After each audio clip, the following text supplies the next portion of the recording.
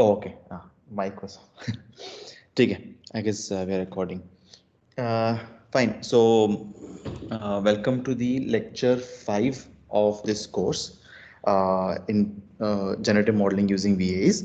So, we'll start with a small recap of what we did last class. So, previously we first saw this idea of we first found something called as the um, lower bound of our log likelihood, and we gave this a nice symbol called f theta, and then we dissected the elbow last class in more detail, and we broke it down into two parts. One was something called as the expectation over the log likelihood of the uh, likelihood, that is basically your x given z from latent to the data, and the second term was the KL divergence between the approximate latent posterior and the model prior. And we then spoke about how we would use neural networks into in this particular framework, and we formulated the approximate posterior also as a neural network with some parameters phi. Um, we then looked at the actual assumptions made by the authors of VAE. That is basically what they said was the latent prior is taken to be an isotropic Gaussian, that is a multivariate Gaussian of with zero mean and identity variance, a variance covariance matrix. And they also assumed the approximate latent prior to have a form which is again Gaussian, whose mean and variance covariance matrix has to be estimated. We also discussed in detail about some ideas around multivariate Gaussian, especially the theorem called as the linear transformation theorem, where we said that if a particular vector is multivariate Gaussian, then any linear transformation on that vector will also be multivariate Gaussian with respective mean and variance. So we proved that using this idea of MGF functions, and we also derived some other theorems regarding multivariate Gaussians. And then we use that in interpreting what this q phi of z given x would at the end sort of model, because we said that we want to take sigma phi, that is the variance covariance matrix, to be a diagonal matrix. That gave us two implications. One was that we have independent dimensions being captured in the latent space. That is point number one. And point number two was that the diagonals have to be strictly positive, and that would be because the variances are positive, and that would also make our variance covariance matrix to be positive definite, and that would make it invertible, hence giving rise to a valid multivariate Gaussian distribution. And then we spoke about some things to operationalize this whole phenomena. Then we spoke about the DKL term in detail. We used this previous formulation of multivariate KL between two multivariate Gaussians and derived a closed form solution for the KL term in the elbow, which came out to be something looking like this. And then we spoke briefly about what would be the right way to go about it, either the closed form or the Monte Carlo estimates.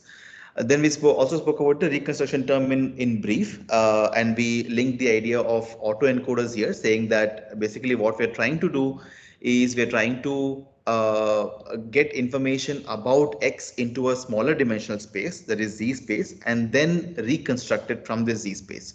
So ideally, Z should be able to capture all the information about X so as to be able to reconstruct it. And the way it's encoding is in the probability space. Whereas in autoencoders, it was a one-to-one sort of transformation. Here, it's going to be a more like a probabilistic sort of a transformation. And we also said that it should be a lower dimensional a space than the dimension of the data because of the manifold hypothesis, and hence we call it a variational autoencoder, and hence the name. Last thing that we spoke about was that in the reconstruction term, we said, okay, we need we can estimate it in this format and so on, but the idea was that we at the end want gradients of this particular term, right? And we said that okay, we will use Monte Carlo estimates to get an approximation to this particular expectation. But then the question is, how does the gradient flow to the network that is from which we are getting the estimates? So some things that we had left last time. One was this idea that we need to show that the any variance covariance matrix is basically a PSD matrix. So we said that okay, a variance covariance matrix can be seen as an expectation over this particular quantity. What we need to prove is we need to prove that for any A, that is for all A belonging to the right dimensions. So A transpose sigma A will be greater than or equal to 0. This will be a scalar quantity and therefore is greater than 0 is well defined.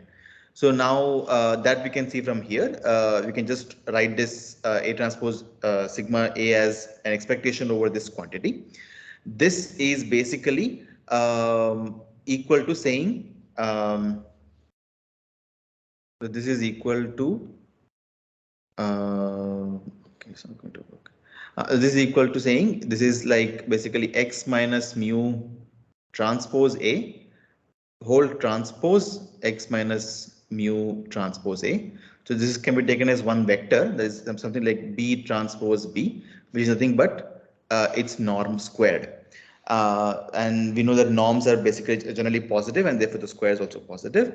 And we know from the fact that we proved from last in the previous classes that if I have a random variable which have if two random variables such that x is always greater than y, then the expectation of x will also be greater than the expectation of y, and hence since this random variable which is random variable over the x by the way, so this quantity is always going to be greater than 0, hence the expectation is also going to be greater than 0. So hence we showed that this is always a PSD matrix, that is it's a positive semi-definite matrix. Now we need it to be PD matrix. Again, we discussed this because we need to be invertible. So in case any of the eigenvalue becomes 0, it becomes non-invertible, and the multivariate Gaussian distribution becomes a degenerate system. It has no valid form. So we need to be a PD matrix than PSD. This was one proof that was pending, and the second proof was about proving this idea that if, for example, I have a vector, I have a random variable which is a linear combination of some random variables, let's say x1 to xt. If this behaves in such a way that any linear combination of these random variables is always Gaussian with some mean and some variance, then these random variables, that is x1 to xt, they actually form a multivariate Gaussian. So to prove that, we discussed some ideas and we said that okay, we need to look at this variance term. That variance term can be broken down in this format. Again, we'll not go detail in the proof. You can look it up. The idea is that we break it down into two terms. One is some variance of the first d minus 1 quantities, and the variance of the last of the pending. We can call it as some constant called CD. What will end up happening is you will keep on getting this sort of a iterative sort of a way, and therefore you can express this sigma squared y as a linear as a sum of all these terms. And with some math jugglery, you can see you will see that so some points to note. Just note this particular way of transformation. So again, once you have time, so the idea is that we keep doing some math jugglery to get it in this particular form.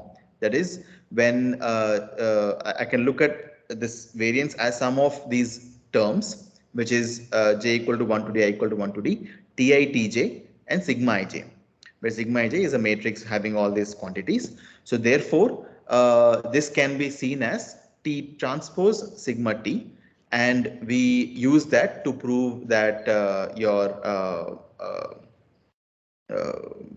x as a random vector is a multivariate Gaussian, because we said that any MGF and PDF, CDF are equivalent in nature. Okay, so with that, we'll start with the last part of VAE formulation, that is this idea of reparameterization trick.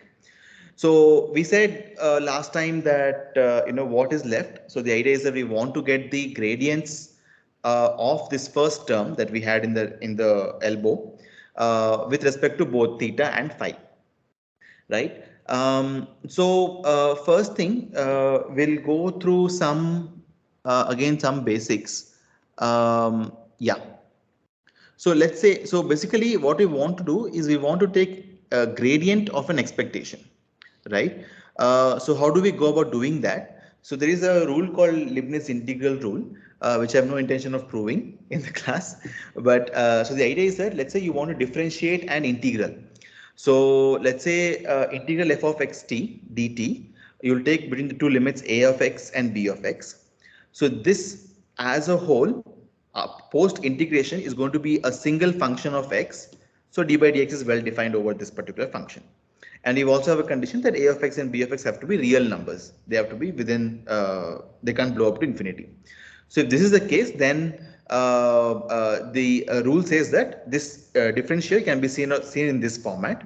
That is, you put t as b of x first, and then differentiate b of x, a of x, and differentiate a of x. And this particular term is interesting because what this is saying is that you will still, so dou by dou x of f of x t is still going to be a function of x and t, and then you take and then you integrate out t with the same limits of a of x and b of x. Now, when a of x and b of x are constants, that is when don't change with respect to x, these two terms will vanish, and therefore you will end up having a simpler expression which says that if you want to differentiate any function which is of this form, you can just look at the partial derivative of that function with respect to the variable of interest. So using this, if for example we want to understand something like this, let's say I want to find out the derivative of an expectation over p of x, and I have a function of theta of x. So this function is a function of x and also depends on theta. It's a function of theta also. So I want a derivative with respect to theta, but not with x. So this will now use this idea to prove that it's equal to this. So ideally, this can be now written as dou by dou theta, again expanding the expectation over, let's say, the support of x, that is let's say script x. This can be seen as px of x into f theta of x dx. Now the idea here is that these limits don't depend upon theta anymore, because these limits depend only on the probability space. So I can easily take this dou by dou theta inside using the Leibniz rule, and this now becomes integral x px of x, because this doesn't depend on theta at all. So it becomes dou by dou theta of f theta of x dx. So now again from Lotus theorem, this can be seen as an expectation over this function over the same probability space. So using this idea, so now we can see that if I want, okay, so we'll take one more assumption here first of the form for p theta of x given z. So let's say if p theta of x given z can be assumed again as Gaussian over the random variable x, obviously, with mean as d theta of z and the variance or variance coefficient is s as I.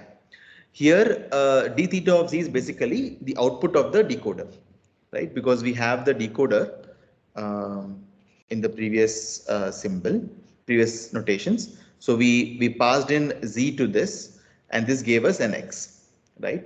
So d theta of z is basically the x that I get. That is taken as the mean, and the variance is taken as I. Now, there's a good reason to do this. This basically should tie up into your usual ML sort of ideas. So, any thoughts on what could be the reason here? We are making sure that the output of the autoencoder is centered on the actual value x. Huh. And it will boil down to essentially minimizing the mean root mean square error. Correct, exactly. MSE. Yeah, it'll come down to it'll boil down to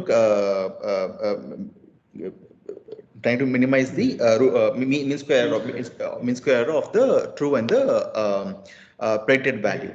So this is basically equivalent to minimizing MSE.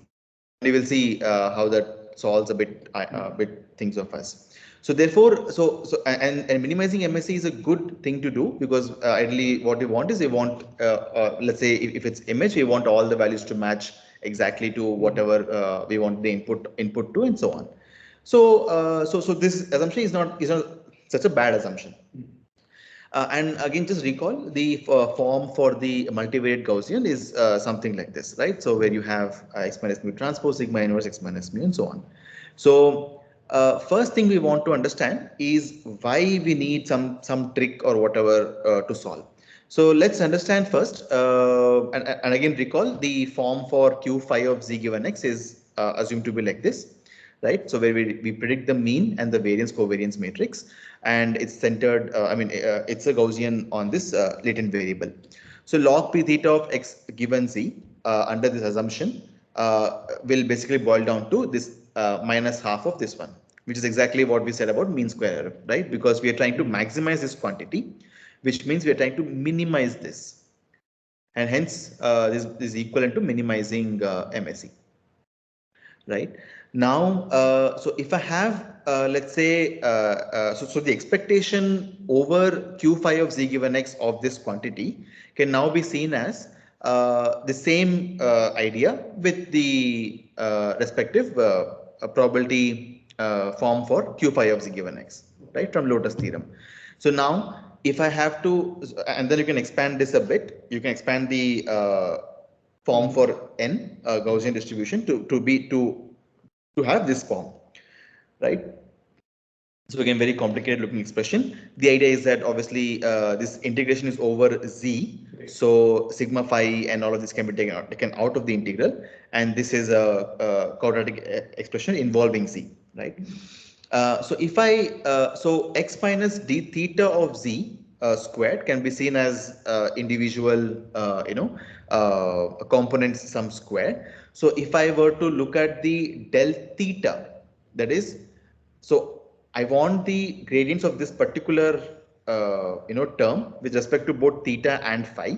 So with theta, we already saw what would happen. It would just end up going inside the expectation. So basically, I want the gradient of this particular term with respect to theta. So I can look at this term, and this would just turn out to be 2 times of this, and then so here d theta of z is a vector. We're looking at the ith component of the vector, and with the actual given x. So and it's squared. So therefore, I will have at the end I will have something like this. So which is del theta d theta of z of the ith component, right? So ideally, yeah. So again, del theta is a vector, right, of these individual components. So I'm adding a weighted sort of what you can say, a weighted sum of these vectors to get again a vector, which is, so all that is fine. Now the question comes is when you're trying to look at the del phi. Del phi will now require you to differentiate this quantity, which is again, by the way, in the denominator, these quantities, inverse of a matrix, everything. So this turns out to be very complicated, and moreover, you'll need to again at the end of the day, you'll need to you not get a closed form. By the way, we still don't have a closed form for even the del theta also here. We just have it in some form. So again, we have to just do all of that and take expectations over it. Sorry, take Monte Carlo estimates. So same thing we'll have to do here. So this turns out to be a very complicated expression. You will not get a closed form solution for this also. So then we said, okay, so this is a very complicated thing. Fine. So we'll not do this. We'll directly go ahead and use the Monte Carlo estimates, right? So I want to estimate, the expectation. I'll take L samples from ZL, and I know what ZL is. ZL is basically an IID sample from this multivariate Gaussian. Now, So this is fine, but I want to take the what you can say the uh, differential with respect to phi. So here the idea is what is a term that is depending on phi is ZL, right? P theta x nothing depends on phi. It's ZL that is depending, and that the dependence is through a sampling process, right?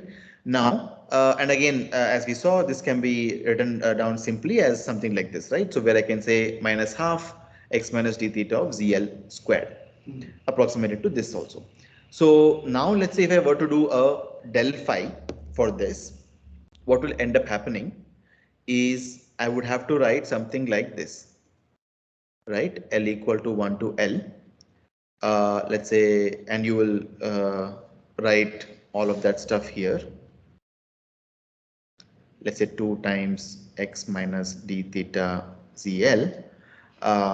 This is going to be a vector into minus 1 or minus 2 here. And then what you'll end up doing is you'll say, okay, this is into del phi of ZL, right? Because ZL only depends on this one. But can we get del phi of ZL? That's the question. So what is ZL though? ZL is basically a sample from this distribution, right? So let's say, yeah, so mu phi of x and sigma phi of x. So ideally, the sample function, if you want to think of it as a function, so what it does, sample as a function takes a probability space over, let's say, some space x and gives an element of that particular x. So there is no way to differentiate the sample function, right? Sample function as such is not a differentiable function. So hence del phi of ZL, at least in this form, is not computable at all. Right? So this brings us to the reasoning of why we need something to solve this problem. And that something was basically this thing called as reparameterization trick. So hopefully this was clear, right? So now, so we'll use something that we did last class. Recall the linear transformation theorem for multivariate Gaussian, right? Which says that, okay, if X is a multivariate Gaussian, we have, and if Y is, let's say, a linear combination, linear transformation on this X, Y is also a multivariate Gaussian. So let's say, if I can do something like this.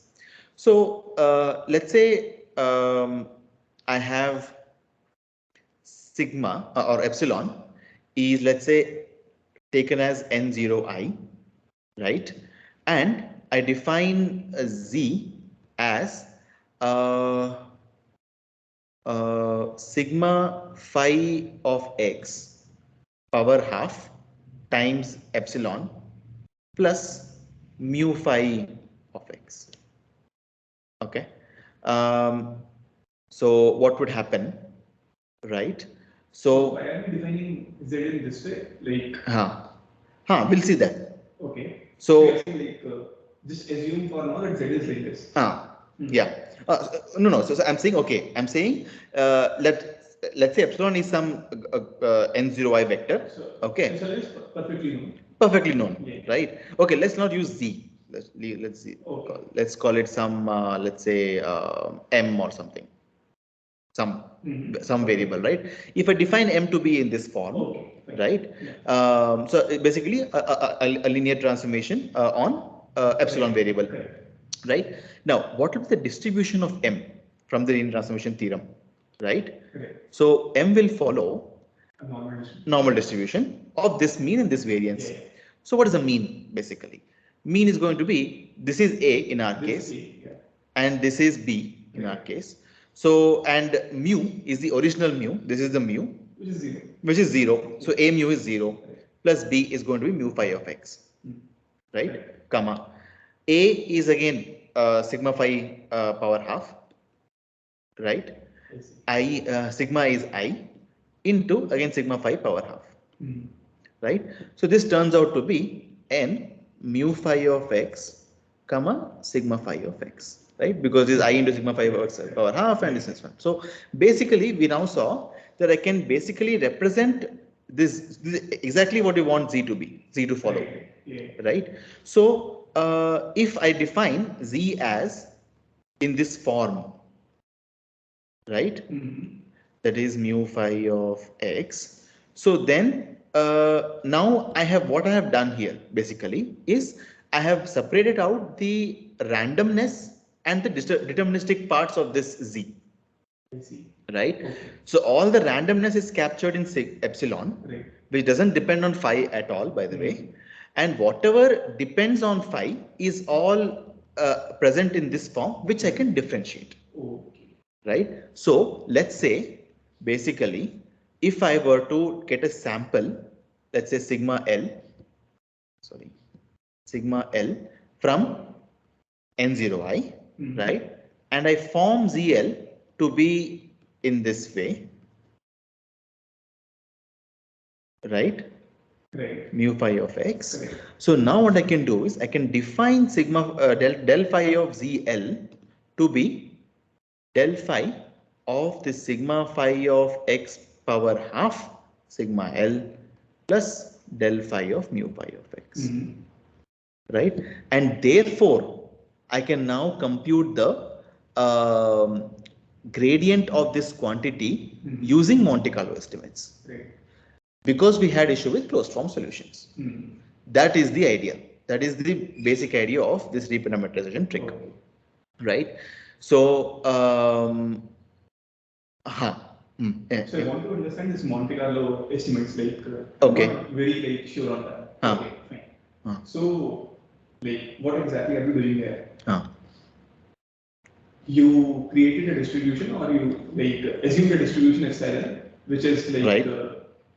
Zero mean unit variance. Correct. And now you have like ultimately transferred Z into some form which is differentiable, correct? Correct. Okay, fine. So ultimately this is the equation which we get.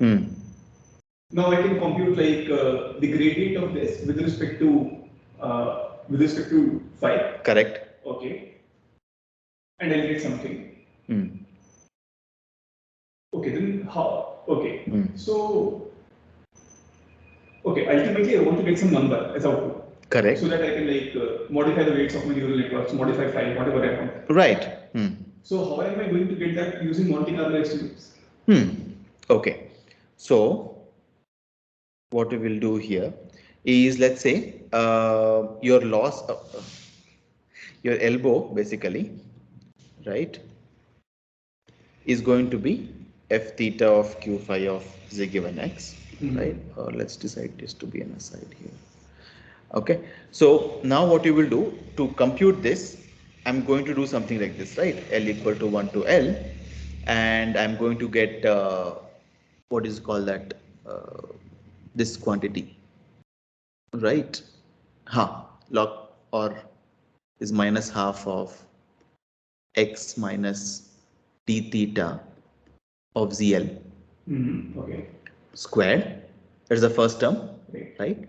Minus the DKL term. Okay, fine. So DKL again, there it's closed form, so phi is fine, right? Not even worried about it. Okay, right? Now the ZL is not actually ZL, ZL of phi, actually speaking. ZL is not ZL, it's actually. I mean, dependent on phi. Okay. Sure. Right? Yeah. Dependent on phi. Right.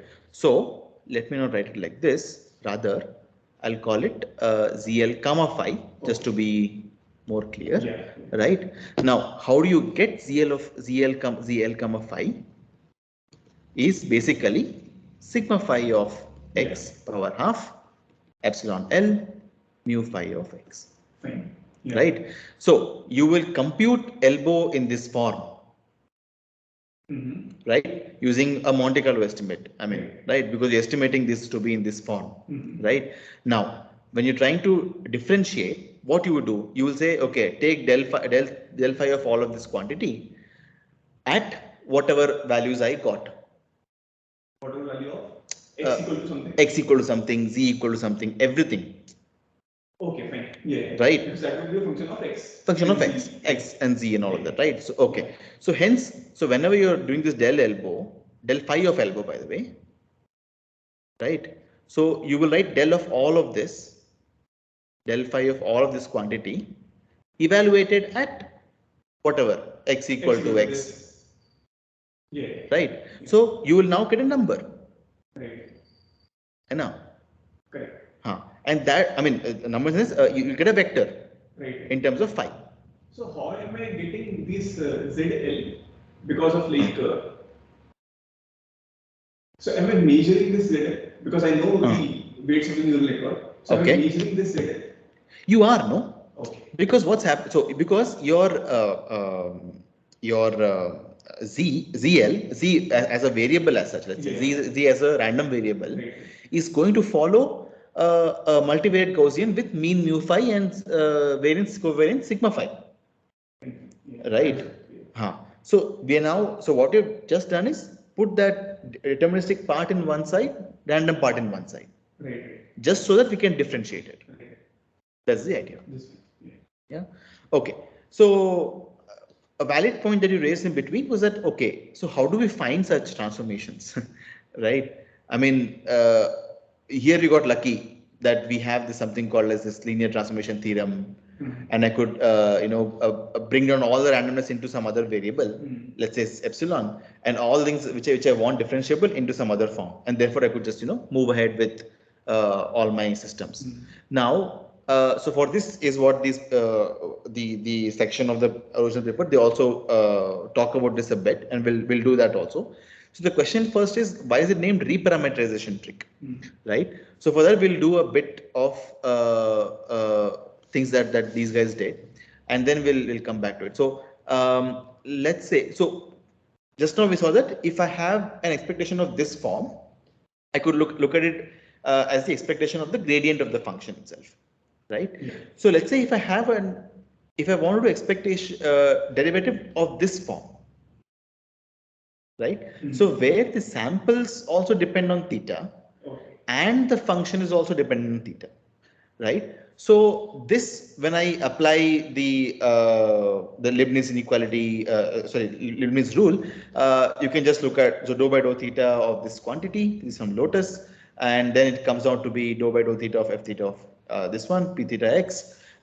Use a product rule and you will get something like this, right? So very cleanly, this is what we got last time also, right? So you can now compute this actually as an expectation over the differential, right?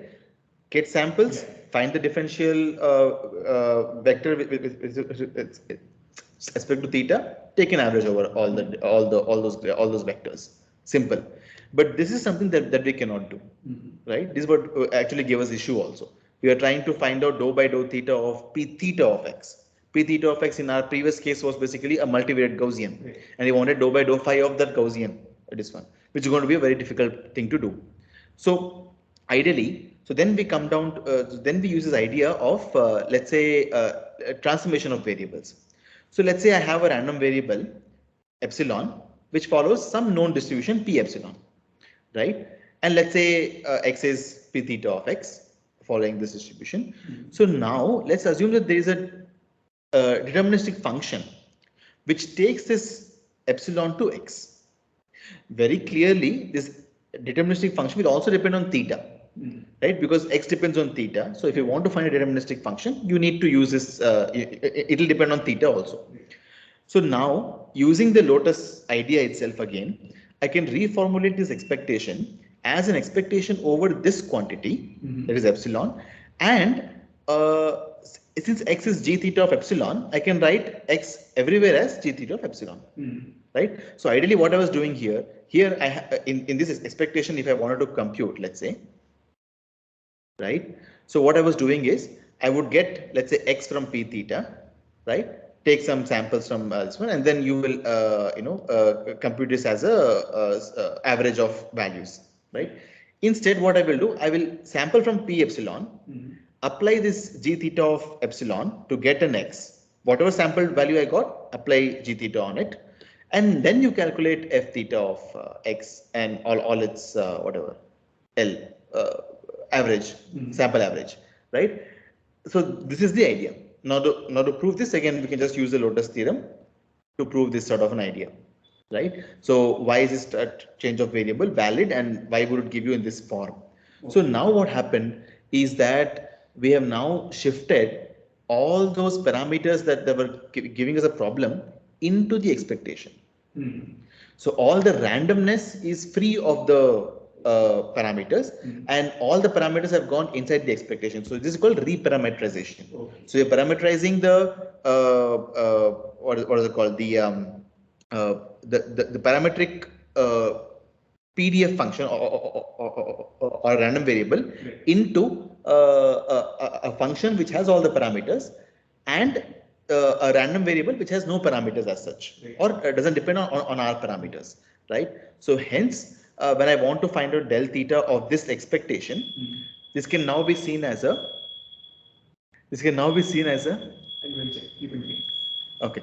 So it can now be seen as a del theta over these values, epsilon giving p epsilon of f theta of g theta of epsilon. So now, if you see, where is it? Okay.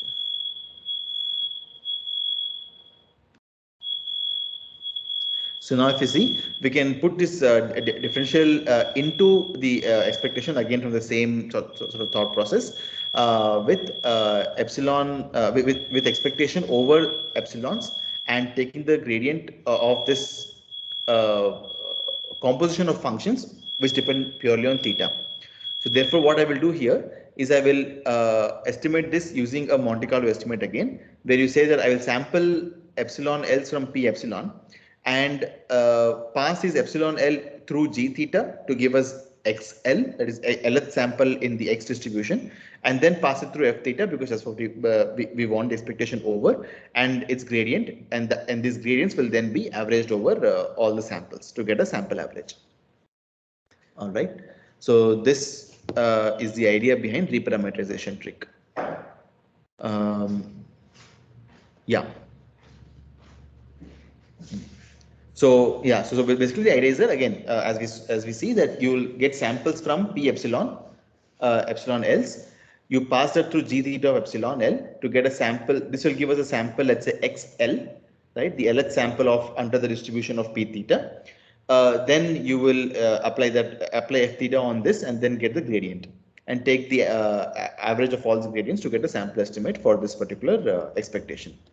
So hence it is called a reparameterization trick. So in our case, what was the g theta function? That is basically what was the deterministic function that allowed us to move from one random variable to another. That was basically our idea of this ax plus mu sort of thing, right? So where we said that this can be seen as sigma phi into, let's say, epsilon plus mu phi, right? So this g phi of epsilon, right? This gave us a sample of z. Now, sorry, power half. And by the way, so z phi, so sigma phi of x power half is a valid quantity because it's a PD matrix, right? So what this would mean is that since we know that sigma phi of x is a diagonal matrix with strictly positive diagonal entries also. So if I just look at let's say sigma phi of x power half will again be a diagonal matrix, right? With square root of the original values on the diagonal, right? This is how you get the square root of a PD matrix, a diagonal PD matrix, and that will just basically be your sigma phi. So which is again basically computable. So you'll have, let's say, sigma phi of x is the ith component. You just take power half, you'll get this quantity. Right? That's the idea. Okay. Now let's think about how to operationalize this sampling process, right? So we said, okay, we'll sample something from sigma and then apply this sort of thing. But how would you sample something like this epsilon? Any thoughts on that? So let's say I give you a function which will give you a sample from uniform 0, 1. Okay. So you can, so let's say this is the only thing that you have in the world. So now if you have this, how would you get samples from Z?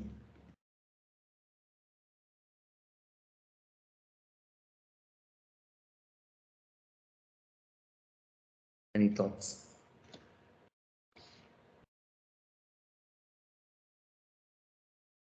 So you have a uniform distribution Ah, and you want to sample Z, yeah, which should be a normal distribution right. having some mean and some variance. Correct. Okay. Yeah. So this needs to be, yeah, this needs to be, I mean, Yeah, same. Yeah. So yeah. So how do you go about doing this?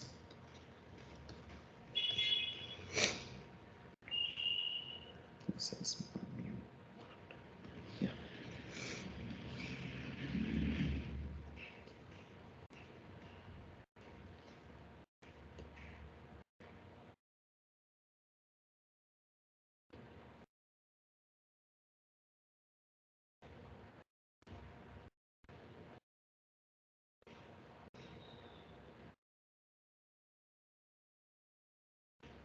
No. So we know how to go from epsilon to Z already. Right. Very clear. Yeah. So if you can form some link from A to epsilon, I'm done. Right? Yeah. This has to be N0Y. Yeah. Right? Now, we know from, again, from the multivariate Gaussian discussion. So when I write epsilon as N0Y, and we say that, okay, this will be, let's say, a R dimensional vector, right? So all these R dimensions are independent, Right. right? And they're also identical, Yeah. right? So, and the two, so therefore, each sigma, let's say I, epsilon I, where I goes from, let's say, 1 to R, is a Gaussian, univariate Gaussian with mean 0, variance 1, right? So if I can get a function which can give me, let's say from A to N01, right? So this, so let's say if I can get a function, let's say some f of A, right? Let's say this becomes, let's say N0, N01. What I will end up doing is I'll sample R such A's, right? So let's say A1 to AR, I'll sample from uniform 0, 1, right? I will form epsilon 1 to epsilon R, right? Yeah. For using applying f of A. This will now form, each will be N01. Now epsilon as a vector, epsilon 1 to epsilon R would now be N01, N0I, and now I can just apply Z. Yeah. Right? That's it. This is exactly what you were that you want to do. And we'll discuss this in a bit more detail just in a moment. That is, how do we go from here to here? Right? So if you're able to find a function, then we are done. Right? Just sample over and over, and we are able to do that because of this nice property that multivariate Gaussians have. Right? Because they are all independent, and IID, I can just sample R number of times, and I'm done. Okay. So hence we'll go into this idea of strategies. What strategies should be done to be able to do this sort of optimization. So now, first, again, this again detailed in their paper also. So one strategy that they discuss is about this kind of location scale family sort of a distributions. That is, basically these distributions, these family of distributions have two parameters in them. One is called the location, and one is called the scale, right? And all of these can be seen as some transformation, some linear transformation on the basic random variable with location 0, scale 1.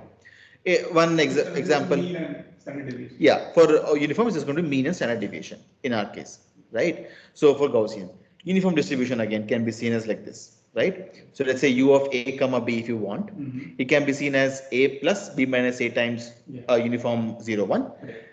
This becomes a scale. This becomes a location parameter for the uniform distribution. And the way you operationalize is again simple. Just draw from this, apply these two, you will get u of ab, right? So this is the idea of the way you operationalize this. Okay, here, so let's say if you want to do something like this in VAE, So what is the parameters that you will try to predict? Okay, so could you please repeat the question? So previously, in Gaussian distribution, we predicted sigma phi and mu phi, right? So if I want to get a latent variable z, which is uniform a comma b, so what will your encoder have to do? What predictions will the encoder have to do? What all do you want from the encoder?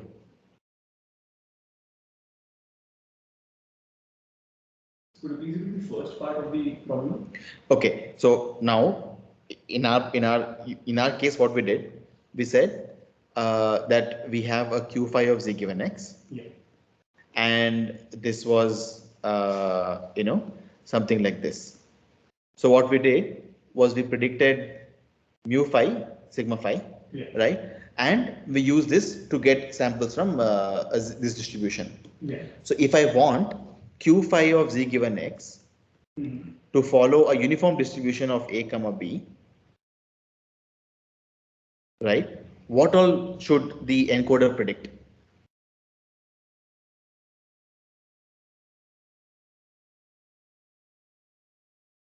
So this I'm not getting, so I'll just clarify certain things. So this q phi z given x is following a normal distribution. Multivariate normal. Correct. Now, which is also the output of the encoder, correct? Right. Okay. So okay. Encoder is predicting what, by the way? What is the output of the encoder, by the way? Let's be very clear about that. Z? No. Okay, so let's say if I give you the encoder as a network, what will it throw out for a given x? What will be the output? The mean value and variance value. Mean and variance. Yeah. Right? Yeah. Okay. Right. Okay. Okay, so like the encoder will throw the mean and variance value, sigma values. Okay. Right. Fine. Those like diagonal values. Because you don't want anything else. Correct. Now, what do you mean when you say like q phi z given x should follow a uniform distribution? So we said here, so that q phi of z given should follow a multivariate. Yeah. So here, ideally, your z variable that is there should follow a uniform distribution, let's say, of with some mean, with some, what is this called, a and b, right? So ideally, what you want the network to predict will be a of x and b of x, right? Okay, fine. I'll take it. Oh, that was so obvious, or okay? Okay, fine. So my point is through, but yeah. Okay, so the idea is this. So let's say, why they want us to think about all of this is, let's say, for some reason, for some, let's say, hypothesis that you have in your, problem statement, you want to model z variable, that is a latent variable, right? Latent variable which captures information about x. Right, that's exactly what we got intuition, from the elbow formulation, right? So now let's say we have some sort of problem statement which says that z should be a uniform variable, not a Gaussian variable. Okay. Right? So then what you would do? You would end up doing, what you would want to do is you want this q phi of z given x, right, to be a uniform variable. Right. Over this space z, right? Uniform distribution has two parameters, a of x and b of x. So ideally, what you want to do, a and b, right? A and b. Now, this distribution over z should depend on x. The distribution should depend on x. The form is given to you, that is uniform, right? So the only thing that can change is the parameters of the distribution. Correct. A of x and b of x, right? So the encoder, if it outputs a of x and b of x to me, then I will use this sort of a reparameterization trick, right? To then, let's say, get these samples, right? Ideally. So what I will do is I will say, let's say I will sample sigma, epsilon from uniform 0, 1, right? Form, let's say ZL, epsilon L for example, ZL you will now form in this form, right? But Okay, are we changing the problem statement saying that like initially we assume epsilon L to be a Gaussian, but now we are saying epsilon is so is that a change which we are doing right now? Yes. Okay, then it's fine. Okay. Yeah. Okay. Yeah. So, so the idea being that when you want to do something on a location scale family, the simplest distribution that you can do would be when location is 0, scale is 1. Right. And if you do that, then your so basically the base variable sort of ends up being of the same family with location 0, scale 1, and then you can apply this sort of a simple distribution, simple transformation to get the actual one. This is absolutely clear. Right. Yeah. Okay. Good enough. Right. This is one way. Other ways you can. One more way of looking at this thing is either you can predict a of x and this difference. Let's say difference of x whatever. B of x minus a of x or scale of x whatever, and use this to predict your right. So again, one thing we should be very clear that this has to be a positive quantity. So appropriate transformation should be given to get valid values of s of x, and a of x can be any real number, by the way. So that's the idea. Fine. Okay. So now we'll go. So the second method that they propose is using something called a tractable inverse CDF method. So for this, we'll do some basic stuff first.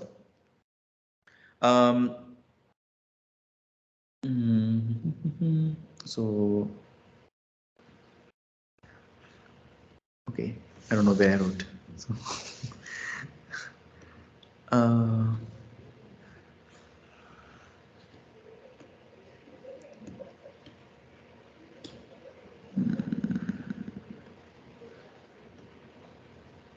prerequisites. In sampling. Okay, fine. Yeah. So, let's say I have a distribution, a variable x, which follows px as a distribution, and x is, for example, let's say some RD variable, absolutely continuous, all those nice conditions. So let's say I define y as the CDF of x, right? We know what CDF means. CDF is basically p of x is less than or equal to x. Now, is this as a function deterministic function or not?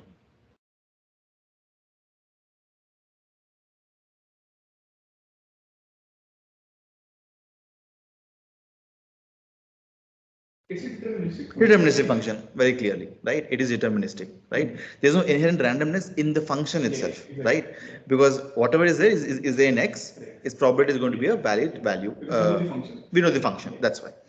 Okay, so what is the support of y?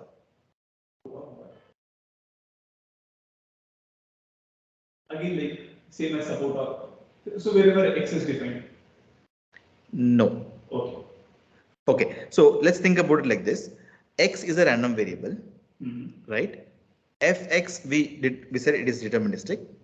Okay. So support of y means like y can take values from 0 to 1. 0 to 1, yeah. Right? So support of y is basically 0 to 1, yeah. Right? And basically support in one more way, basically all the possible values that it can take, right? Possible values it can take, right? Yeah. Now we know because it's probability is 0 to 1. Yeah. Simple. Now, so x is a random variable, fx is a deterministic function, y is also a random variable then? Random variable. So if it's a random variable, I can define its CDF, which is, let's say, fy of y can be written as p of y less than or equal to y. That is if y is less than or equal to in the range, right? If y is less than 0, the CDF is 0. If y is greater than 1, CDF is going to be 1, right? Outside the support, left and right. Okay. So now let's consider 0 is less than or equal to y, less than or equal to 1 case. And we know that f of y in this range is basically this quantity. So I can now write as y as fx of x is less than or equal to y. Yeah. And I can now write x as less than, so I can take the inverse of fx in this form, right? And this again assuming inverse exists, right? If the inverse is let's say not existing, then you take all possible sets where this is true, and all of this becomes a iterating set. But yes, that's all possible. So ideally, the idea is connect p of x less than or equal to fx inverse of x, fx inverse of y. But what is this quantity though, right? This is fx of this quantity.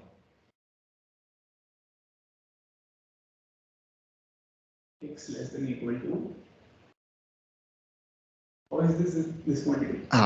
So what is fx of a? Probability x less than or equal to a. Okay. Right? Now, so this this is a. Yeah. This becomes a function, a CDF of x evaluated at fx inverse of y. Yeah. Fx and fx inverse is what? I mean, yeah. in this one, this is going to be just y. Right? So fy of y is equal to y.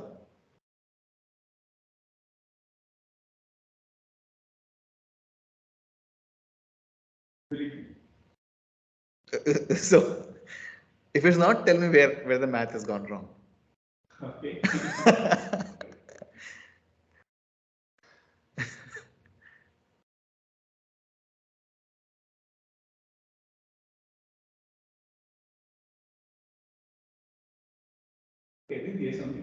Okay, fine. Okay, so you're saying so fine. We'll go with that. Okay.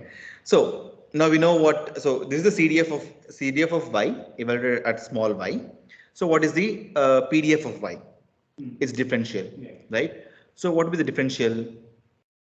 Fy of y is going to be 1 in this range, 0 otherwise, right? Because in this range the CDF was constant, right? Because in this range CDF was always equal to 0. Here always CDF was equal to 1. So PDF is going to be 0. Fy of y is 1 here. So what is this remind you of? What distribution is this? So uniform distribution. Uniform distribution, right? That's it.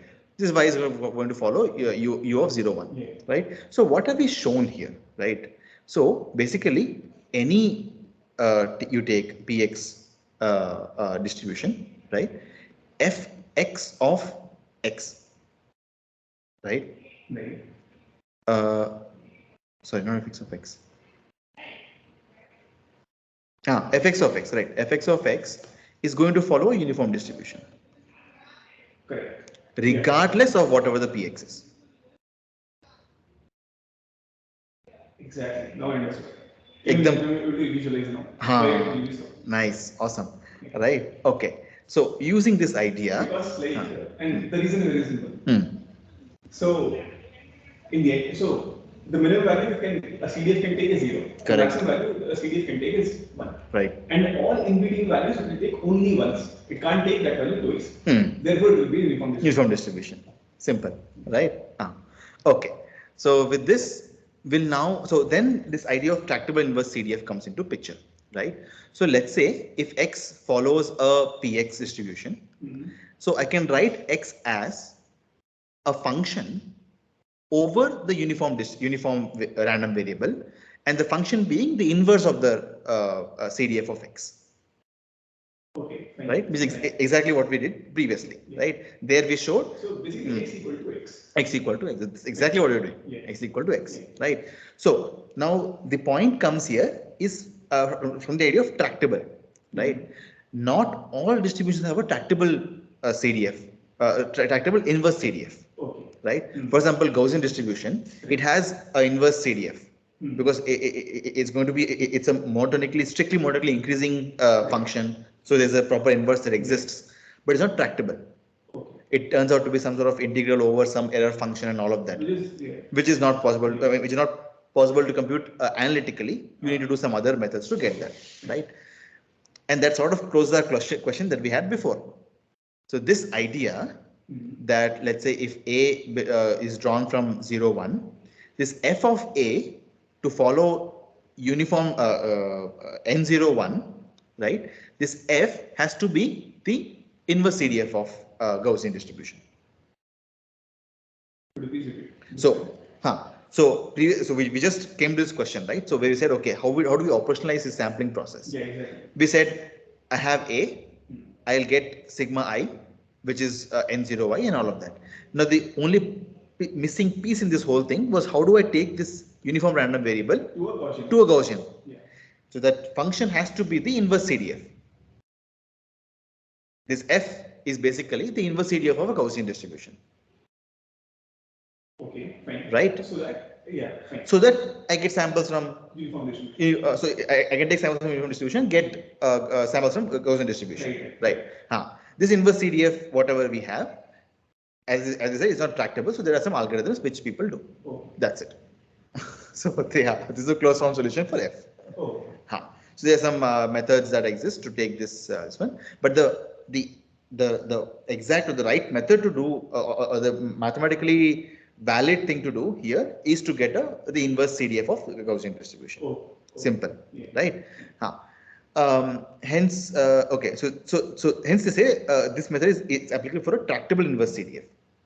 So now tractable inverse CDF, we'll take an example. Let's say the exponential distribution, where lambda is, let's say, greater than 0, right? So where we know that, okay, that means x follows exponential of lambda. This is a form for this particular distribution PDF, and this turns out to be the CDF, right? So if I want to define the inverse of this, you can look at it as minus 1 by lambda log 1 minus y. Okay. Just put this as y, you'll get x in terms of y, right? So if I were to get samples y from uniform 0, 1 and apply this function on this y, right? This x will now end up following exponential of lambda. Makes sense. Yes. This is exactly what we want to do. Yeah.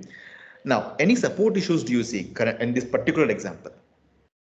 Okay, support of x. Support of x, right? Okay, so what is support of x, by the way? Let's just think about that. With this distribution, what is the support of x? Okay, so y can take values from 0 to 1. Therefore, 1 minus y will always be a number less than 1. Again, from 0 to 1. 0 to 1. So this is always be negative. So x will always be positive. X is always positive. Yeah. And that's exactly what we want also, by the way. Correct. Right? Exponential distribution. So this has to be r plus union 0. Right? It's exactly what the distribution has to be, right? So, but if let's say if y is exactly 1, then what will happen here? Oh, not defined. Not defined, right? So I'll have log 0, so that will become a problem. If y is exactly 0, that's fine. Yeah, because I get x0, which is valid value in this one. So generally what people do to operationalize such a thing is they just so what they end up doing is that they you need to cap this in some sense, right? So you will say, okay, y should be not from 0 to 1. You will say 1 minus epsilon. Some epsilon, right? So u of 1 minus some epsilon, and then you will use this same sort of things to get it here, right? Now, how do you end up operationalizing it? Again, the same question. So let's say if I were to get I want the q phi of z given x, right, to follow a exponential distribution, right, of lambda. So what should be the prediction from the encoder, right? And what would you use to get samples for this C? So the output of the encoder should be lambda. Lambda. This parameter. Right. And the samples we generate using the above formula. Above formula. Yeah. Very simple, right? You take u of 0, 1, and then what will end up doing is you'll get samples. Yeah. So epsilon L, you'll get sample from u0, 1. ZL, in some sense, is just going to be minus 1 by lambda of x, and log 1 minus epsilon L, right? So now we have again put the randomness part here and deterministic part here. This is the entire game of your, what do you say, this one, reparameterization trick, right? Okay, and other approach, and one more thing is that lambda of x has to be greater than 0. So all those things you need to take care. Proper output, what do you call so, output functions and everything need to be taken care. Other approaches, you can, instead of modeling lambda of x, you can model 1 by lambda of x. That's also another possibility, and so on, right? All of this can be done. Okay. Last idea what they give is idea of composition. For example, let's say if x is a log normal distribution. What that means is basically that log x follows a normal distribution. So then you can just do a simple sort of thought process. X has to be e power y is again u plus sigma epsilon you can just get from n0i. This sort of idea. So this closes the idea of reparameterization trick. So ideally, the whole point here is that to take the derivative of the first term of the elbow, uh, especially when you take a Monte Carlo estimate of this expectation is not defined because you cannot differentiate a sampling function. So we need to break it down into two parts, one which handles the randomness part of it and one which handles the parameters part of it, so we can differentiate. Okay, any doubts? Otherwise we'll move ahead. I think it's clear. Fine. Okay. So so till now we have looked at exactly one sample. Everywhere we said p theta of x given z, q phi of x z given x, everything, right? We now need to move to a. So even for one sample, we were like one x we were sampling many times, n equal to. Correct. Exactly. Right. That's exactly what we're doing. Right. For a single x, we're sampling multiple this one. So as to get a better estimate of this, first term. Right. That's the idea. Okay. So again, as we said, we have looked at this elbow for a single x, right? So we said this q phi of z given x. For that x, what is the q phi distribution? What is the approximate posterior? We said, okay, we will look at the expectation of the first term for that x. What is the approximate posterior? P theta of x given z. There is also single x. DKL also for a single x, right? But what do you want to do at the end of the day? Was we want to maximize this quantity, right? And remember again, recall, we want to do this because this is equivalent to minimizing the decay, right? Between the px and p theta distributions, right? Which is exactly what you want to do. So now what we have shown is that log p theta of x, that is for a single x, I've shown that this is always lower bounded, right? By this quantity, right? For every x, this will be true, regardless of what x is, right? So therefore, can I now apply expectations on both the sides? Yeah. Right? Yes, because we did that. We said, okay, if x is greater than y, expectation of x is greater than expectation of y. So I can now just look at expectation of p of x, I mean over p over this quantity log p theta x as again lower bounded by this quantity, right?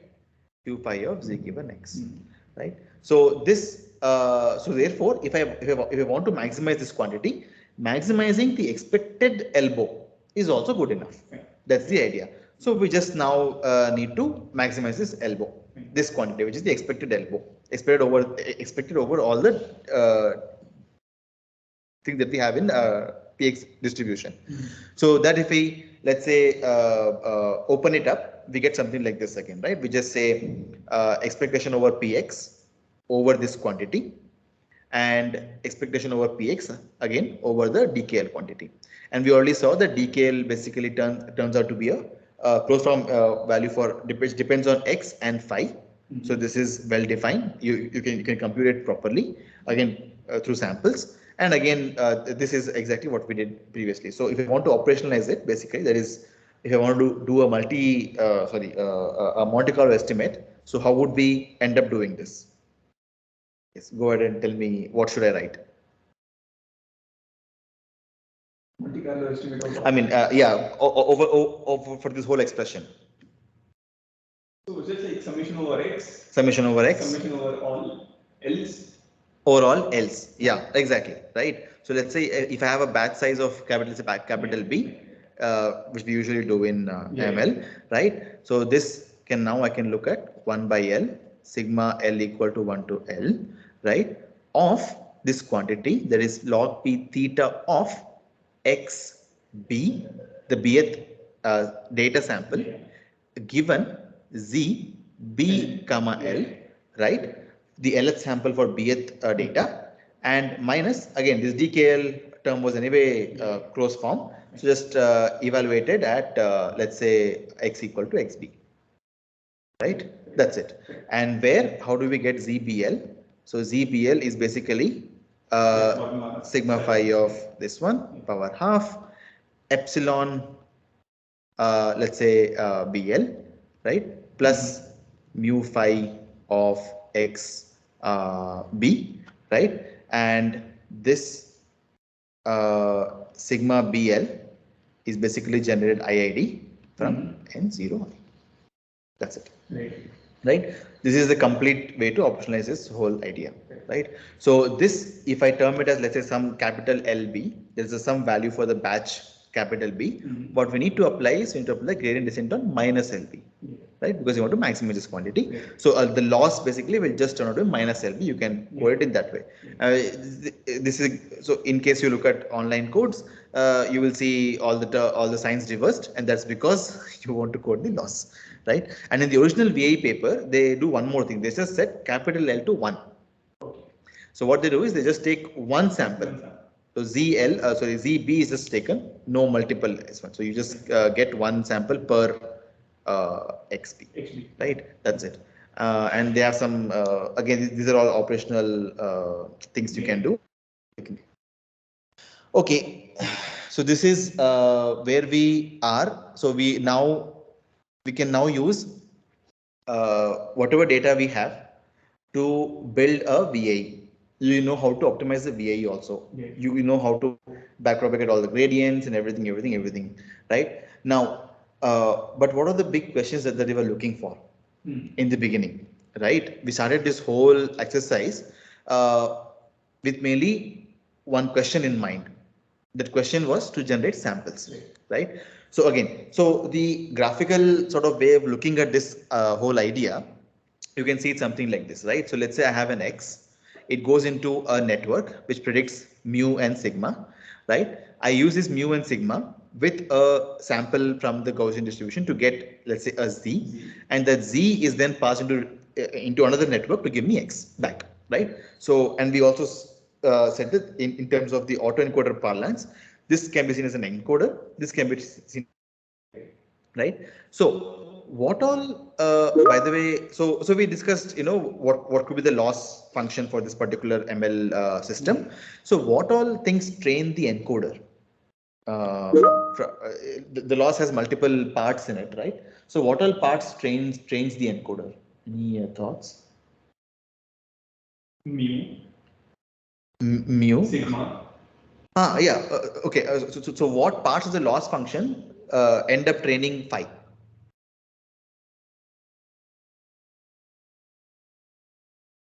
So loss training phi. So loss function would be like x predicted minus x actual, and again like whole square bracket. Oh no, again like we are predicting like mu and sigma, not like. Yes. Yeah. Okay. So okay. So what? Okay. So what is the loss thing that we created by the way? So mu hat minus actual mu, and like and sigma hat minus actual sigma. Okay, actual sigma we don't know. Yeah. So So okay. So we just discussed. So what is the loss function for this entire system? What is the loss for this entire system? What was LB in the previous this one discussion? This expression, whatever you are getting. Yeah. This is a loss. Right. This is a loss. Correct. Right. So this whole thing turns out to be the loss. Yeah. Right. So much mathematics, no? Like 5 pages of proof. Yeah. Yeah. Yeah, I can understand.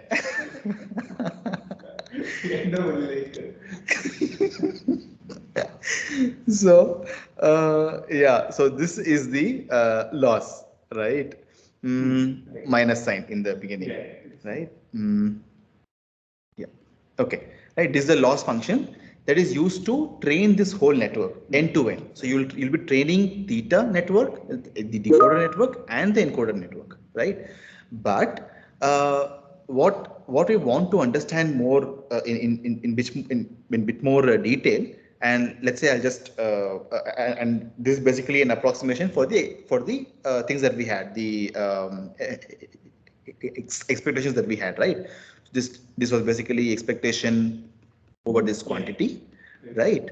So where we had this being log p theta of x given z and expectation over the DKL term, right? Dot dot dot. Okay.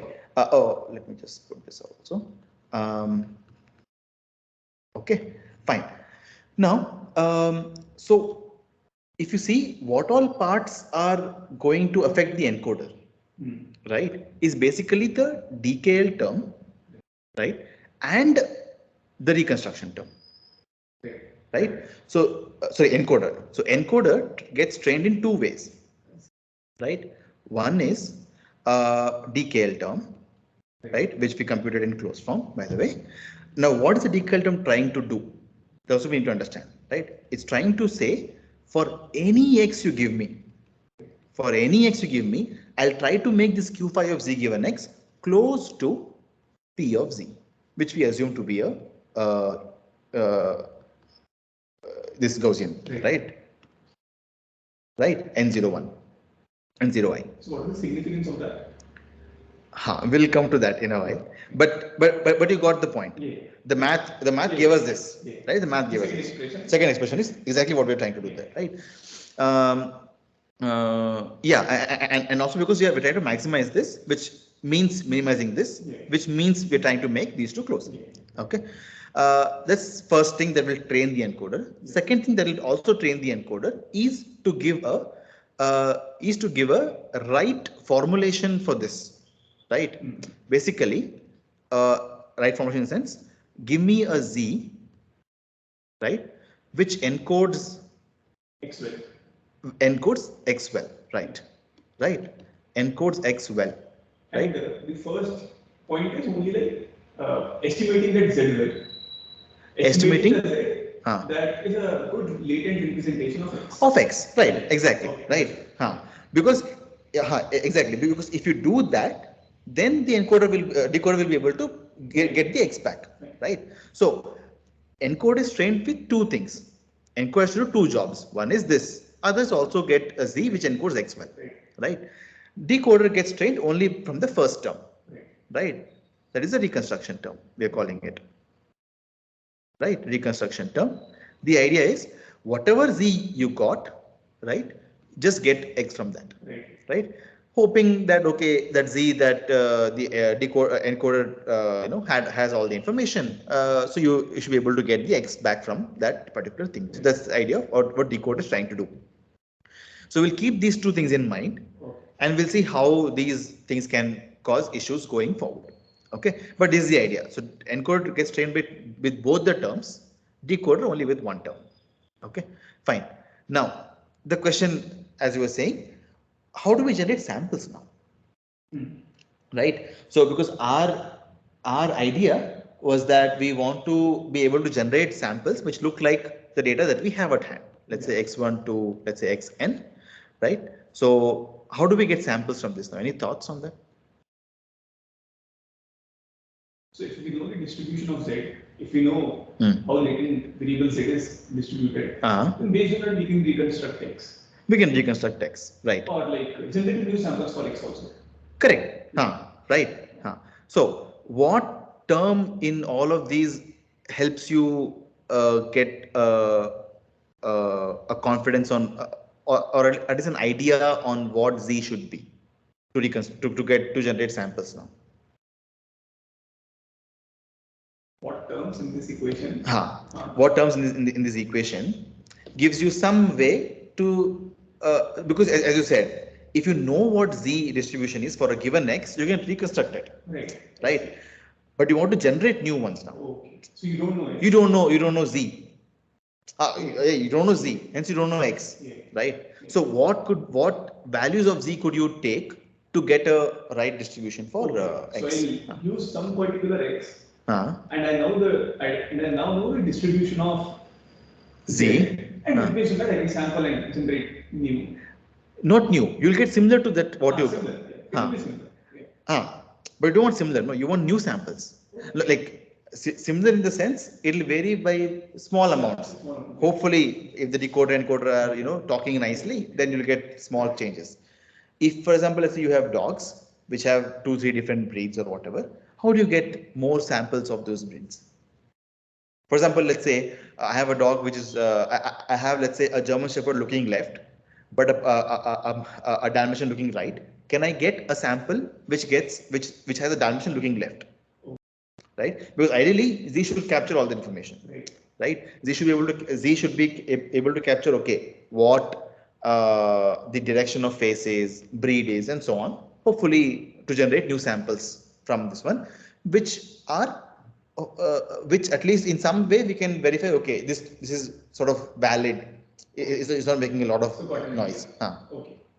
So now we have this many X's, and we know like this is the image of a dog, this is the image of a cat, this is the image of a lion. No, you want something in between. So we like average that, compute a new X, which is the average of these classes, which can be like the average of these particular classes, and generate a Z, generate a Z, and like construct an image. Okay, but okay, so we're hoping that these sort of features are basically linear in some sense. Hopefully, and we will get something this one. Okay, okay, fine. So we can do that. One other thing that exists here is this particular term, right? So what are we saying here is, if let's say we have done our job well, right, and this has gone to 0, right? What are we saying? We're saying that Q phi of Z given X is equal to P of Z, right? So if I sample Z from P of Z, which I know how to do because this is a N0Y, by the way. Okay. Right? Yeah. Now, I know I have a decoder which can take a Z and give me X. Right? So just pass this Z and get a new X. Fine. Right? Yeah. That's it. Okay. So that's the way to get new samples. But this was my first answer. Oh, is this? Okay, sorry. I understood it wrongly then. So, yeah. So that is correct. So decoder of Z. Yeah. Right. So just get this as a function of Z. That's it. Right. That's the idea.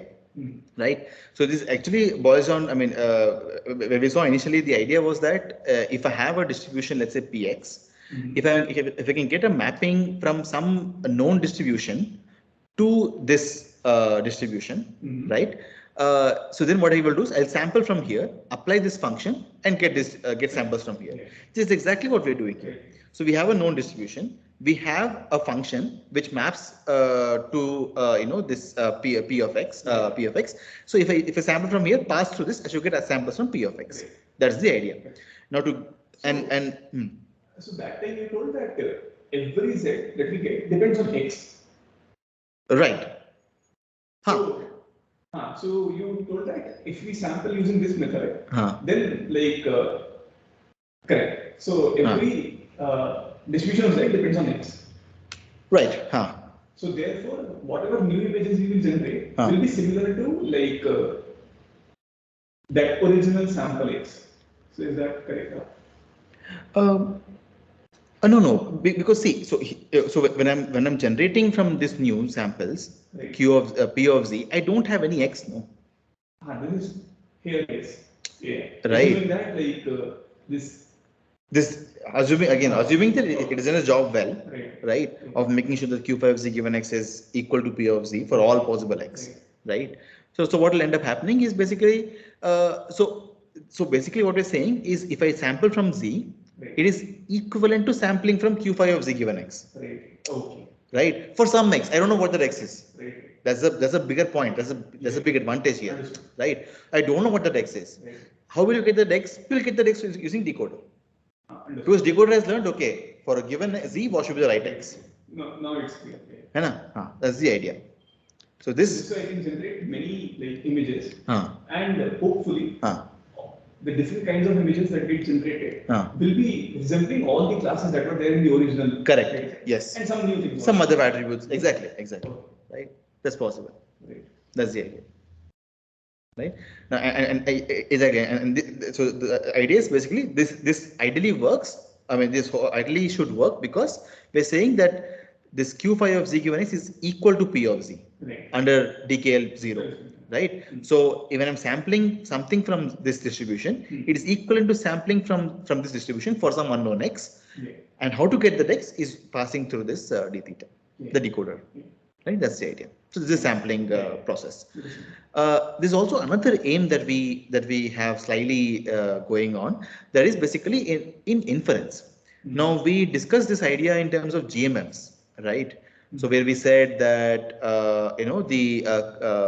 the dog and cat example that we had, we said okay that this z was a discrete value 1 or 2 or 0 or 1 whatever, and we wanted given an x, right, given an x, we wanted what is the probability that it belongs to either class 1 or class 2, right? So in our case also this inference procedure actually so what would the again, so what is inference, by the way? Any I mean, we discussed this idea, inferring the class, anything, right, about x, some information about x, right? So basically something we want is we want P of z given x. Yeah. This is exactly what we want. Right, correct, exactly. Right, P of z given x. Yeah. We again discuss this whole idea in variational this one, that okay, it's not possible to get, so we'll approximate it. In our case, the approximation is for P of z given x. P of z. No. Q phi of z given x. Right? Yeah, correct. So given an x, Q phi of z given x gives me distribution over z. Right? So our inference problem is also solved. Right. Just by using Q phi of z given x. Right? So ideally, so basically the idea is, let's say if you want to encode this x into a smaller dimension, which has all the information about x, right? Which is exactly what z is. So given an x, how do I get that smaller dimension? Is using Q phi of z given x. Right. Yeah. That's the idea, right? So and we know, and this we know is basically Gaussian of, let's say, mu phi of x, sigma phi of x. Yeah. So ideally, what you will do is you'll pass it through the encoder, right? Phi, you will get mu phi, sigma phi, right? So now and here there can be multiple ways to get the inference. People generally end up using just the mean vector as the lower dimensional representation of x. Right? Or you can just generate multiple samples now. Using right? Sigma phi and mu phi, just generate multiple samples. You have multiple different sort of attributes about x can be captured. Correct. That's the idea. Okay. So two main ideas: generating samples using the decoder, inference using the encoder.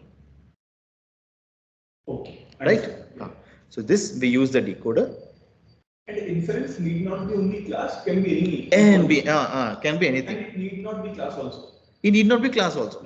Yeah, correct. Because it can be any dimension. Any dimension, exactly. So again, hence the idea. So here z is basically a multivariate distribution. Yeah. So it's possible that let's say for a dog images, for example, it could be capturing, let's say, the breed, right? The face position or whatever. It could also be capturing something very non-trivial, for example, as background. Right? We don't know that, right? So all of this information will be present in Z, and hopefully, in case we have, let's say we have cats and dogs in that particular image distribution, hopefully Z could also capture the type of the animal that we have, cat and a dog, right? One important thing to remember is all of whatever the dimensions of Z are, they're all independent. That we need to understand very clearly, right? There is given by your the way we have formed the sigma phi, right? So so ideally what people end up doing, and we will again do this in the coming classes also. So let's say then what we do is we try to look at what each dimension is trying to encode. Right? And because they're independent, I can look at just one dimension across, keeping remaining fixed and all of that, and see what each dimension is capturing about the data, right? And so it's possible that one will capture, let's say, the breed and type, and one could capture background, and hopefully that these are all independent of each other, right? Something like that. That's the idea. Okay. So the paper, I guess, talks about MNIST dataset. There they capture things like, okay, first of all, what is the digit type in the first place, right? 0, 1 to 9, whatever. Digit is one dimension, I guess. Other could be the way you write, the slanting the slantness of the image in the of that, the bold font, bold or how much thickness, thickness of the font and so on. These sort of things can be captured in from the data, right? So all of these are there. All right. So this is the idea on the. So what the big questions were. So we started with the idea that okay, we want to generate samples. Another very important and relevant in many other things is inference also. And so both of these can be solved using the same framework of VAE. Decoder can be used for generating samples, encoder can be used for inferences, right? Other optional questions that exist, operational questions that exist, like what should be the right dimension of Z? We don't know this. Again, manifold hypothesis just tells you that it can be lower dimensional. What architecture depends on the kind of data you're dealing with. What is the loss function? And as we saw, loss function is equivalent to setting the p theta loss function in the sense the decoder loss function. Okay. Just to be clear. So decoder loss function, right? So how do you map the predicted x prime, predicted x and the true x? That will be very closely related to the p theta of x given z form. And others like from learning rates and etc. etc. All of these will affect the way you get your solution, right? Okay, so this closes the VAE formulation completely, and then we'll go into the issues and solutions. Okay, so okay, any doubts till now? Anything unclear? Okay, good enough. So we'll discuss one idea on optimization theory, Lagrange multipliers.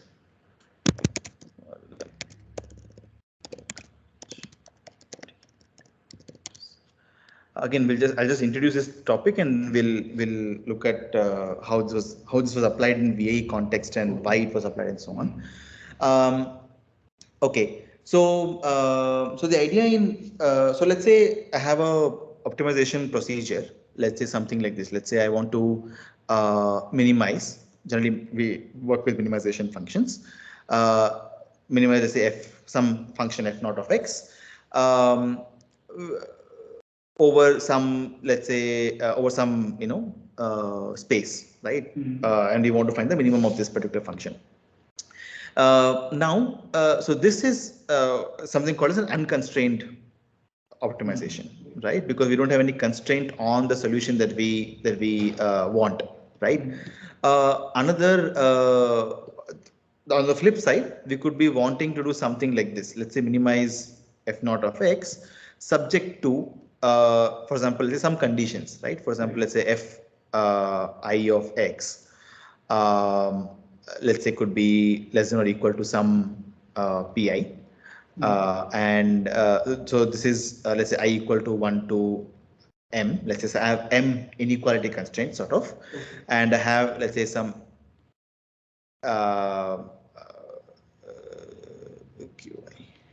and let's say I have some n, let's say equality constraints. So then the question was, okay, if we have something like this, then how do we solve a problem in the constrained optimization setting, right?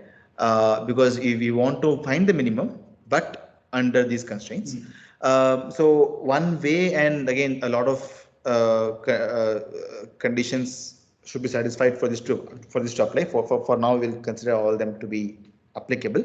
So one approach for that is to apply something called Lagrange multipliers, right? So where what we do is we modify the optimization problem itself into a unconstrained optimization, because that's easier to solve, taking all these constraints in part to the objective function. So ideally, now what you do is you end up forming a new objective function, right? Which depends on, we'll come to what these parameters are.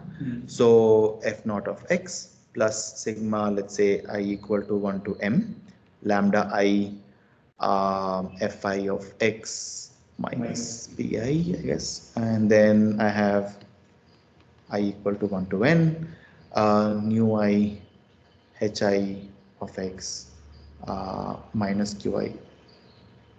No. This can just be written as actually equal to 0.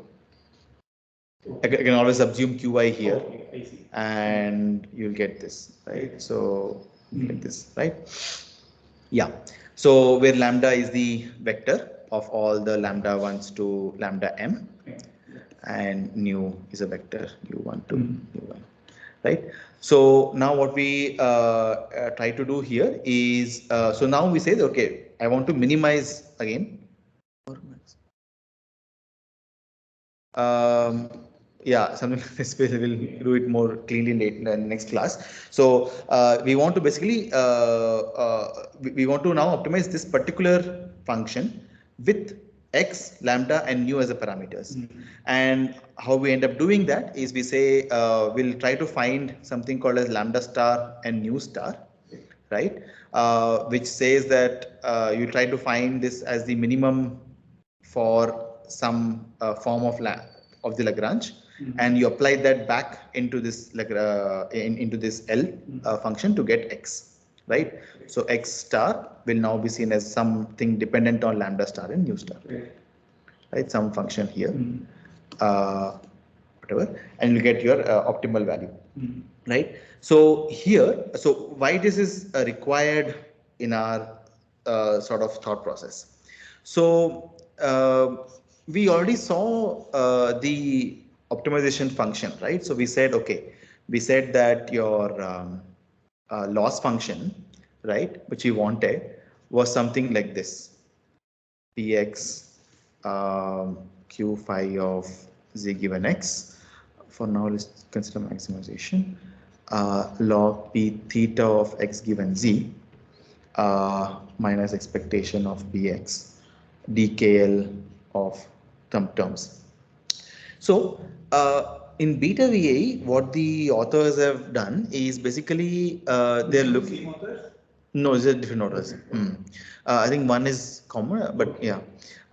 So here, what they do is they reformulate this idea as a constraint optimization problem.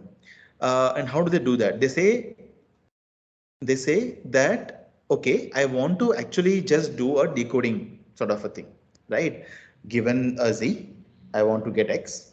Okay, that's all I want to do. So ideally speaking, what I would want to maximize is this quantity, right?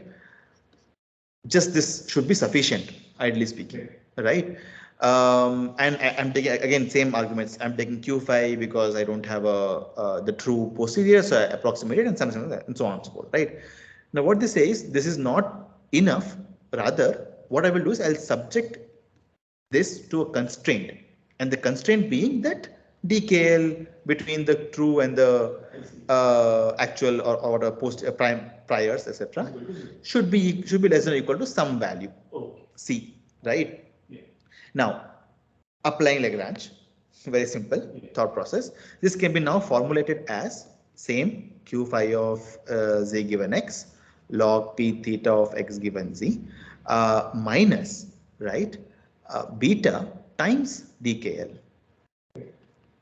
Same things, right? And plus some beta c you'll get, whatever. This is a constant, not required for now. So the idea is this. So now, so once you formalize it in this format, now the question becomes, what is beta trying to do? Right? So what does it, so what does it help? Like what is beta trying to change? Because now you can see the original VAE formulation as beta VAE with beta equal to 1, right? So original VAE is beta VAE with beta equal to 1. So what advantage does this beta give us basically in our optimization, right? Any thoughts, if you have thoughts? So, like, depending on how much weightage we want to give to this loss function, like to the encoding part or to the decoding part, depending on our purpose is whether to like just classify or generate samples. Right. Like that. Exactly. That's exactly what they want to do, right? So, so what they say is, let's say if beta is greater than 1, what will end up happening is your DKL term gets a higher weightage, right? So you will try to make your q phi of z given x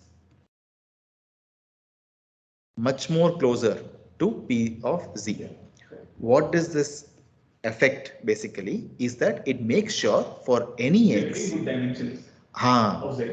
Of z. Good like representation. Yes, Representation. independent representation, exactly, more, right? Because for any x now, it will be more closer to, for any x, whatever z you get, right? Whatever z you get will now be more independent. I mean, the dimensions under z will be more independent. More under quotes. So independent, right? Because that's way you have defined p of z to be, right? So you will now for any x, what will end up happening is you will have a more independent z vector which captures information about x. Exactly. Right? So basically, again, this has implications in ML, right? Because if your data has independent dimensions, your ML problem is any downstream ML algorithm will be able to work better. So hence this beta VA was basically I mean trying to solve this problem of inference. Okay. Right? So getting good independent representation of a particular sample X, right? And in the paper also they show that if you keep beta high, your reconstruction accuracy will go down. Will go down. Go down. Right? Because you're very simple, right? I mean, thought process. So this increases, you will need to pay that price somewhere. Yes. And the price comes in at the cost of not able to reconstruct. Even though you are able to get a better Z, better Z. Even though you were able to get a better Z. Because like you're not focusing on reconstruction at all. Yes. Yeah. That's the idea. Yeah. So reconstruction actually goes down. And so which is not because of Z being poor. It is actually because of like you not like optimizing the parameters theta well. Enough, correct, exactly. Yeah, enough well. Right. That's the idea, right? So so with this and so same authors actually end up giving a paper called Understanding Beta VA later on. Understanding Beta VA itself. Okay. So where they propose a novel way to train this beta VA. So such that you are able to still get back the reconstruction accuracy. So first keep beta very high. First keep beta very so high. You get a good representation in Z. And then like train again like so that you are now able to learn a decoder also. Like. So 2 steps. First learn good representations and the next step learn good reconstructions. Like, yeah, I'll have to actually I'll have to come back to that. I've also forgotten but they do something very different here though. Okay. There's something else also they try to do. Again, we will do it next class anyway. So understanding beta VA.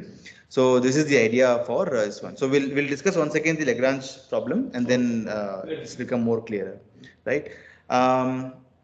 Okay, I guess we can close the class today here, and then we'll discuss 3 other architectures on VAs. Hopefully, yeah, that with probably conditional generation next class, and then next class we'll do the PyTorch tutorial. Oh. That should probably end the course. Yeah. Okay, good. So let's meet this Saturday. We'll meet once again. Yeah. Stop the recording.